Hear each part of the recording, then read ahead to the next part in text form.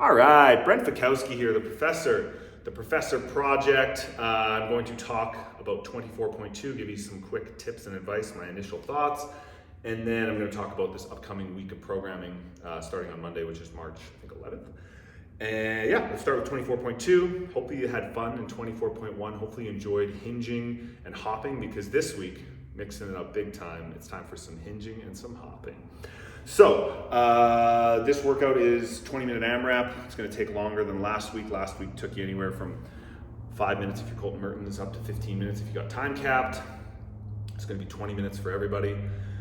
I saw somewhere someone posted this: your score will be greatly determined by your rowing pace, which I disagree with because that gives the impression that you should be rowing harder in order to get a better score, which isn't really true. I mean, it's not untrue, but I think most people, it's really gonna come down to how tired are you gonna get from deadlifts and double unders, and that's going to affect how fast you are able to row and how fast you're able to transition, and how fast then you can continue to do double unders and deadlifts for an extended period of time. Certainly you need to be good at all three, but I think a lot of people that might be good on a rower, if you are not good at deadlifts and double unders, they will become slow, they will tire you out, and then your rowing will become slow because you're recovering on it, because you're so out of breath and you're so fatigued from doing those other two movements. So don't get stuck thinking, oh, I have to row hard to get a good score. You know, those guys on the announcement, they were rowing so hard,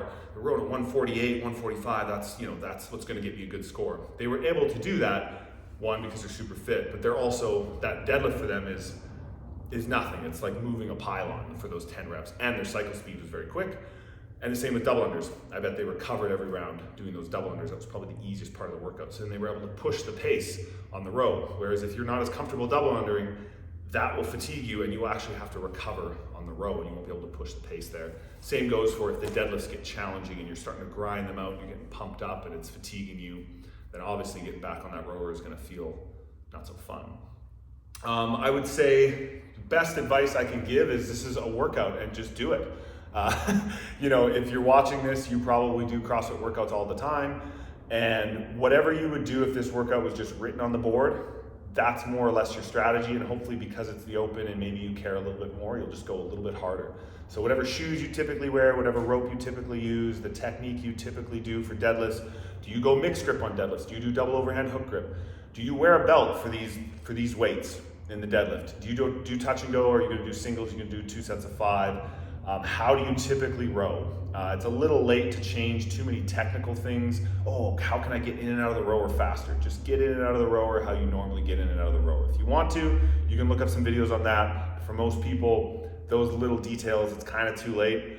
And if it isn't too late, that's probably not gonna be the thing that gets you a better score. It's probably gonna be, ideally you'd be fitter, get a good night's sleep, have some carbohydrates beforehand, and just give a good effort.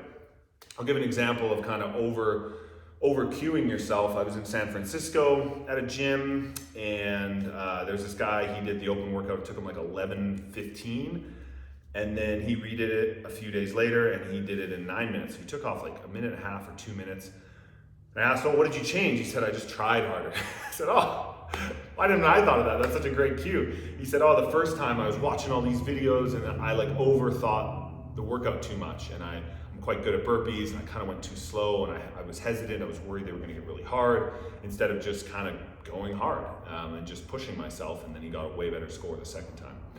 So keep that in mind with this workout. That being said, with all of this, don't start too fast in the first round. That's probably the best piece of advice is, first of all, just do what you normally do, but don't start too fast. And the ideal rowing pace that I would recommend starting with is about a little bit slower than whatever your 5 kilometer row PR is. So if you know what your 5K PR is, what is that pace? Let's say it's a 2 minutes per 500 meter pace. Let's say your 5K takes you exactly 20 minutes.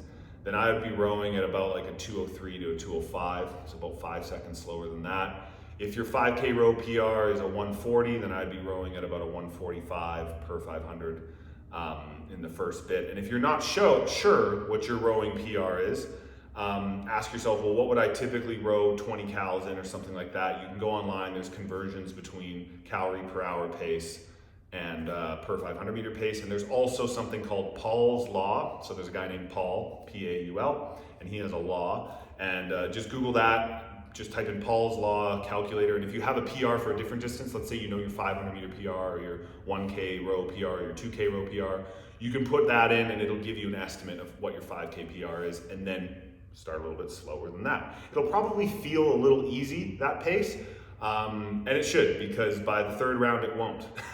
And you want to make sure that you're not overdoing yourself, especially in the first bit of the workout. The reality is, let's say you row at a 2 minutes per 500, or you rode a 2:05 per 500. Oh my gosh, this feels so slow, Brent, I'm wasting 5 seconds. There's a lot of other places where you're going to be wasting 5 seconds by the end of this workout, right? Your transitions, if you trip on a rope, that's at least 2 seconds, if not 5 for most people. Most people are going to be transitioning from the double under to the rower. That's going to take them 10 seconds by the middle rounds. So it's better if you take that extra 5 seconds slower, and then that means you transition a little faster, you have a little more pep in your step. Pacing, everyone talks about pacing, and then when it's time to do it, they say, oh, that sounds silly, and they go faster than maybe someone like myself would recommend, and then they wonder why they're not getting scores they're happy with. So that's really it. Double under, how you usually double under. Deadlift, how you usually deadlift. Row technique, how you usually row. I wouldn't change much there. It's 20 minutes. By the end of the workout, you're going to revert to your habits anyway. Wear a belt if you want to. You should not need to chalk at any point in this workout. I would say that for some people, breaking up the deadlifts early is going to be a good idea, depending on how comfortable you are with deadlifts, but you do not need to go unbroken. Deadlifts are the easiest movement with a weight to do, to make breaks with instead of going unbroken, right? Obviously with something like a thruster, it's like, oh, I have to clean it and then start a new rep, and so that clean is time and energy. Whereas a deadlift, it starts from the ground and it only goes, 2 feet up. So if you had to break up the dumbbell snatches, or if you took really big breaks in the last workout because you were getting tired from burpees and dumbbell snatches, you should break up the first set of deadlifts. It's likely that if you had to break up the dumbbell snatches in 24.1, that you will get to a point where you'll have to break up the deadlifts in 24.2. That's like a little, maybe not the case for everyone, but if you do 5, stand up, take 1 deep breath, bend over, and do another 5, that's only 2 extra seconds in the first round, the second round. And hopefully that should, decrease the total amount of fatigue in your back and in your legs in those first 2 rounds. And the same goes for double unders. If you really struggle with double unders, you don't have to do all 50 in a row the first 2 rounds and get exhausted. Maybe you hold your breath doing your double unders, you tense up, do 25, 30 and intentionally take a break. I always say this, the breaks that you plan are so much quicker than the breaks that you're forced to take due to exhaustion. That goes for chest to bars, that goes for deadlifts, it goes for whatever. Obviously don't break on the rower. For most people, the rower is gonna get a little bit slower, right? After 5-10 minutes, but hopefully you have a little bit left in the tank to push on the last bit. And the rowing will likely be a recovery station for most people. And then you'll kind of like get your wits back about you, and you should be able to finish that last pull on the rower, put the handle in, immediately go to the deadlifts, take 1 or 2 deep breaths, start your deadlifts, and then the same goes, finish your deadlifts, hopefully you have a bit of juice. You can do the double unders. By that point, you're gonna be a little tired. You'll go to the rower, you have to start slow, and then you can maybe ramp it up a little bit or just kind of continue to go a little bit slow. But start at that 5K pace or a little slower than that 5K pace, whatever your 5 kilometer row personal best is. So if your 5 kilometer row personal best is a 1:55 per 500 meter pace, then you should be starting this workout at a 2 minute per 500 meter pace, which means that first row, 300 meters is going to take you over a minute. Again, on the announcement, the row was a place where the 2 athletes were actually pushing themselves, and they were pushing themselves a little bit harder there to gain those few extra seconds, because for them, the jump rope and even the deadlift was almost a rest station, right? They were focusing on cycle speed there, they're focusing on composing their breathing, and they probably were less fatigued from those 2 stations, and therefore they had energy to really push the pace on the row. That's not gonna be the case for most people. For most people, they're gonna be doing, 50 to 100 deadlifts, right? 5 rounds, the guys got to 11 rounds, so that's 110 deadlifts. So if you get even to the 7th round, that's 70 deadlifts. That's gonna be tiring you out for sure. And same goes with the double unders, 300, 400, 500 double unders. The only other thing, transitions, keep your equipment close together if possible. You don't need to chalk, and be aware of the clock, right? So, ideally each round is taking you about the same amount of time. And so once you get to like, let's say 13 minutes or something like that, kind of look at the clock as you do that round and figure out, okay, about how long is each round taking me? How long is a set of deadlifts taking me? How long are these double unders taking me? How long is this row taking me? And then as you get closer to the finish line and you have that like 2 minutes left, you should start to get an idea of, okay, where am I gonna make my finishing kick here, right? And so, in the case of Justin Medeiros, he got on the rower and he really started pulling hard because he's like, oh, I'm getting on the rower, I have a minute left, I'm gonna basically finish on the rower, maybe get to the deadlifts and do like 1 rep. And so when you have about 2 minutes left, you kind of want to figure out like, okay, is this the time where I really start pulling hard on the rower?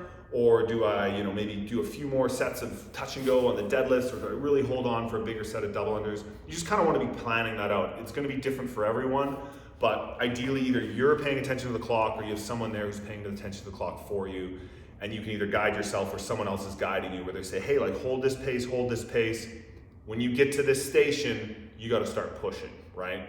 And that's going to depend on where you are in the workout. So, it's different for everyone, but you don't want to mistake it and go, oh crap, I kind of went too easy and I finished the deadlifts, I look over, I had 5 seconds left, I grabbed the jump rope, I did 2 reps. I wish I would have like held on to the deadlifts, and then I maybe would have had 15 seconds in the double unders, which is, however many more double unders, 20 more double unders, that would have made me happy. And it's the same with the rower, right? It's like, oh, if only I, kind of realized I only had 30 seconds left on the rower, I would have just closed my eyes, pulled as hard as I could for 30 seconds, I would have got way more meters, but I was like pacing myself, forgetting what time it was. So just keep that in mind. I'm gonna quickly talk about next week of programming for the Professor Project members. Sandbag good mornings. Those are gonna be a lot of fun. I enjoyed those. Really kind of tough challenge. Try and hold it high. It is a bear hug. I did 100 pounds for the tempo and the sets and rests there. I think ideally I would have done like 120 or something like that, but I think 150 would have been too much. I don't have a 120 pound sandbag right now. But yeah, enjoy those, try to hold it high, and maybe film the first set if you have a mirror or something, just to kind of make sure you're hitting the right positions. Still try to keep your back, strong and flat. You shouldn't be rounding through your mid back. You should be using your hamstrings and your glutes. We've been doing quite a few good mornings, just not with a sandbag. So a little bit of a fun variation there, and obviously going to fatigue your mid back, your upper back. You should be holding it in tight. It's going to be tough to breathe. That'll be fun. I've really been enjoying the push press, push jerk stuff lately. I know for me, because I'm pretty confident in my overhead flexibility and things like a jerk and overhead squat, I sometimes tend to just kind of like use my legs and then relax underneath. And so going from the push press directly into a push jerk, I've been still like feeling more connected to the bar. And I've really been enjoying that. So try to feel that if you're someone like me who doesn't have a strong, strict upper body strength. Really keep pushing that with the push press, and then use that feeling as you get into the push jerk, where you're still connected, where you're still feeling connected to the bar as you lock out and you're continuing to push, as opposed to just kind of loosely throwing it. And the same kind of thing goes for a clean, right?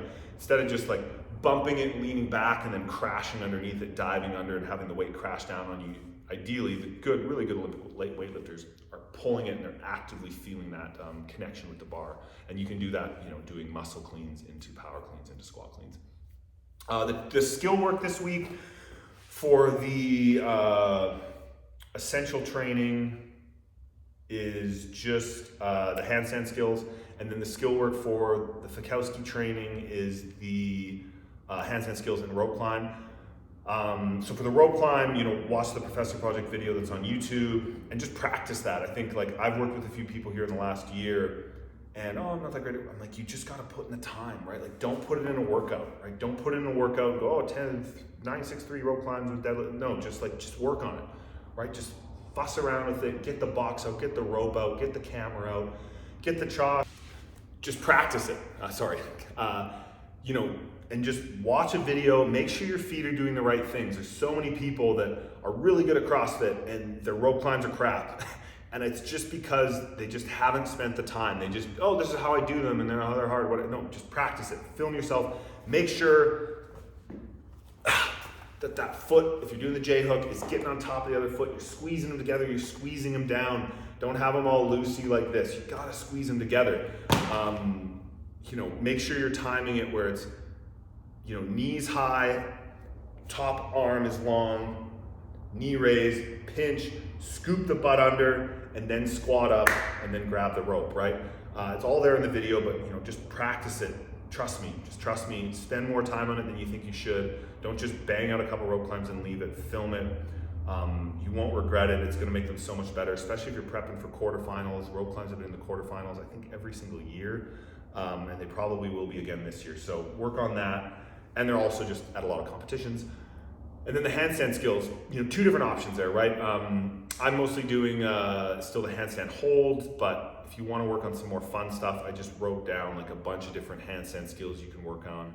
Pick the ones you want to work on, but really for me, what I'm finding is just those long duration handstand holds, whether it's against the wall, feet on a box, knees on a box, or freestanding, or on parallettes or hands on dumbbells, whatever variation you want to work on, just accumulating time. If you're on your hands, really strengthening your fingers, right? Your hands, your wrists, right? Getting that control. And then if you're on parallettes, it's more wrist strength, right? It's here. And then if you're on rings, it's mostly through the shoulder. But work on those things. I've been liking the long duration handstand holds. I feel that's been transferring really well to the handstand walks for duration and stuff. But there's a lot of other good options there. Just kind of keeping in mind that the handstand is sort of the way that gymnastic skills are being progressed these last like 5-10 years for sure. Like we've had the pullover, we've had the toes to ring. Hasn't really been much else, right? Obviously legless from seated, but we haven't had a bunch of new bar movements. We haven't had a bunch of new ring movements. But the handstand went from kipping handstand push-ups to strict handstand push-ups to wall-facing strict to handstand walks to handstand holds to handstand walks over obstacles to support to handstand to freestanding handstand push-ups. So there's so many deficit handstand push-ups, deficit wall facing without a contact. Like there's all these handstand skills. So the handstand thing is just still paramount. So it's good to get in some quality there, but then also work on the little things that we're aware of so far that are being programmed. That's it for now. Enjoy this coming week of programming. I hope you enjoyed 24.2. Hopefully something in there for you. Maybe not the most glamorous video, but it's an open workout. Have some fun, do your best. That's it, Brent out. Wah!